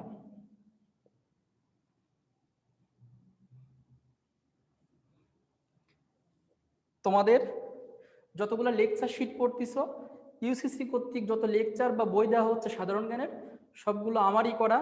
তোমরা যে লেকচারগুলো পড়ছো বা যে বই পড়ছো সাধারণ জ্ঞানের, সবগুলো আমার হাতে করা। কাজেই যেহেতু আমি ক্লাস নিচ্ছি, লেকচারের কি পড়তে হবে কি পড়তে হবে না বা টোটাল বিষয়গুলো হচ্ছে আমিই দেখভাল করি, পুরো দায়িত্বে আমি আছি। কাজে তোমাদের সাধারণ জ্ঞান বিষয় নিয়ে যে কোনো তথ্য, যে কোনো ইনফরমেশন, যে কোনো সমস্যা থাকলে তোমরা অবশ্যই আমাকে অভিহিত করবা। তোমাদের পাশে উত্তরা ইউসিসি সবসময় আছে, আর উত্তরা ইউসিসির প্রতিনিধি হিসেবে আমরা সবসময় তোমাদের পাশে থাকব। তোমাদের যদি ক্লাস ভালো লাগে, অবশ্যই তোমাদের কাছে অনুরোধ, তোমাদের বন্ধু বান্ধবী যারা আছে সবাইকে উত্তরা ইউসিসিতে স্বাগতম জানাও। আমরা একত্রিত হয়ে সবাই মজার মজার ক্লাস করব, ইনশাল্লাহ চান্স পাওয়ার চেষ্টা করব। সবাই ভালো থেকো, সবাই আমার জন্য দোয়া করো। আল্লাহ হাফেজ।